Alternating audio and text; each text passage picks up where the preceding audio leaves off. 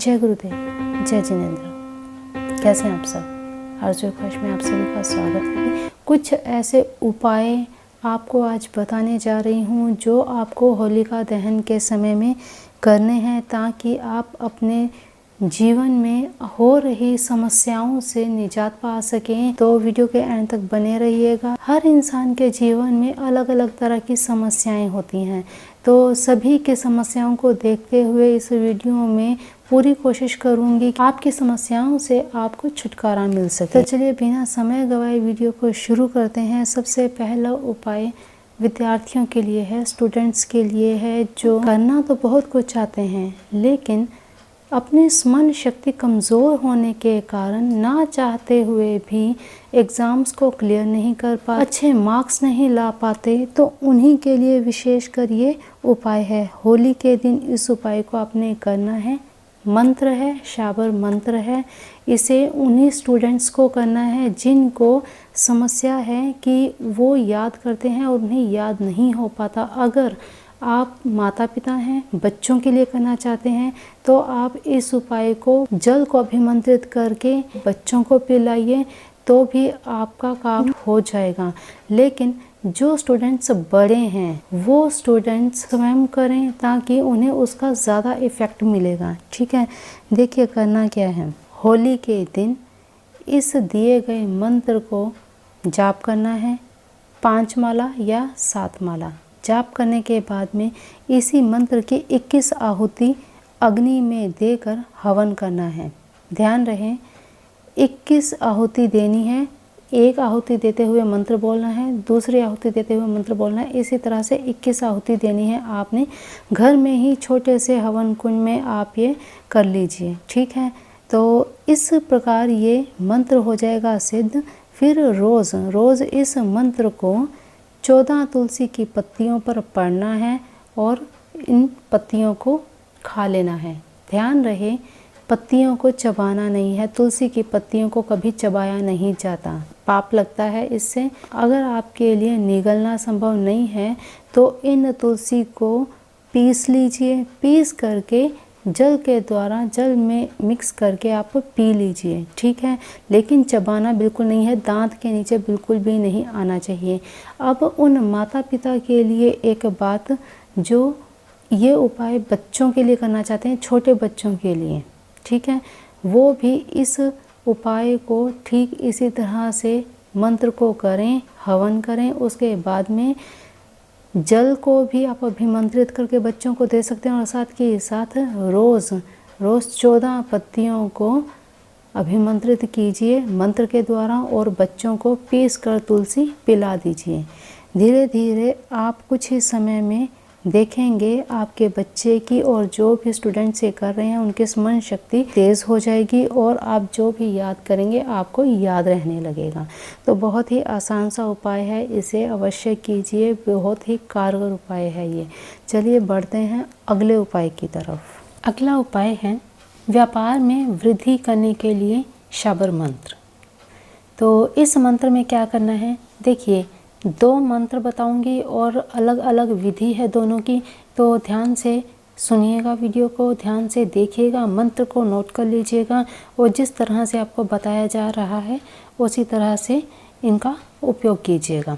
देखिए पहला उपाय है होली, दीपावली, अक्षय तृतीया, इन तीनों ही समय में आप इस मंत्र का जाप कर सकते हैं। नवरात्रि में भी कर सकते हैं, ठीक है, या फिर ग्रहण काल में भी इस मंत्र का जाप किया जा सकता है। ये मंत्र सिद्ध हो जाएगा। सबसे पहले होली या दीपावली की रात्रि को पूरी विधि से माँ लक्ष्मी का पूजन करना है। पूजन करने के बाद इस दिए हुए मंत्र की 5 माला जाप करना है, जिससे ये मंत्र सिद्ध हो जाएगा।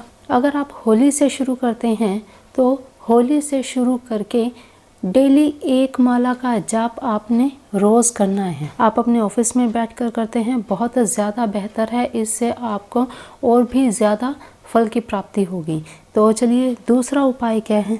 यहाँ पे एक चीज़ और बता दूं कि शाबर मंत्रों के माध्यम से व्यापार और व्यवसाय में अचानक से बढ़ोतरी की जा सकती है। अगर अच्छा भला चलता हुआ आपका काम रुक भी गया है या किसी ने आपके व्यापार को, आपके कार्य को बांध दिया है, तो इन मंत्रों से आपके व्यापार में वृद्धि होगी, आपके व्यापार को लगी हुई नज़र समाप्त हो जाएगी, नज़र का निवारण हो जाएगा।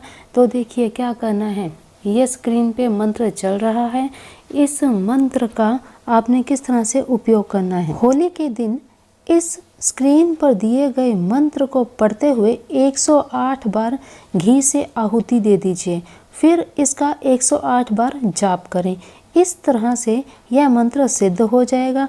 इसके बाद शनिवार की रात में 3 मुट्ठी उड़द, साबुत उड़द और 3 गोमती चक्र लेने हैं।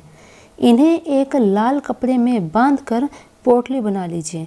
फिर इस पोटली को अपने सामने रखकर तेल का दीपक जलाएं और इस दिए हुए मंत्र को 108 बार जाप करें। फिर अगले दिन रविवार के दिन सुबह दुकान पर जाएं, दुकान खोलें, साफ सफाई करके गौमूत्र और गंगा जल का दुकान में छिड़काव करें।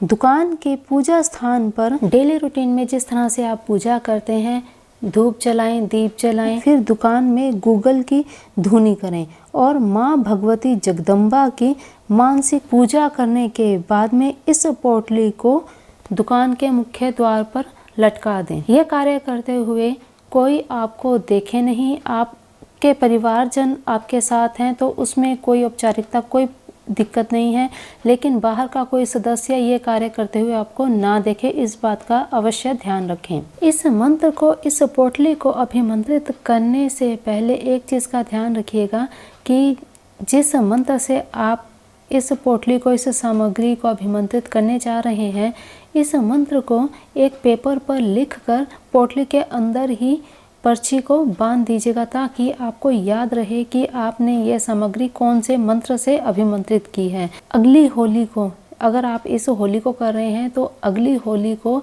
इसे फिर से अभिमंत्रित कीजिएगा और फिर से इसे वहीं पे लटका दीजिएगा। हाँ, उस समय आप पोटली को चेंज कर सकते हैं, लाल कपड़े को चेंज कर सकते हैं, अंदर की सामग्री को चेंज नहीं करने की ज़रूरत जब तक वो एकदम सही है। सामग्री सही रहे इसके लिए आप इसमें ब्रास की, कपूर की 1-2 गोलियां डाल सकते हैं, जिससे आपकी सामग्री को कोई भी कीट नहीं लगेगा, वो सुरक्षित रहेंगे।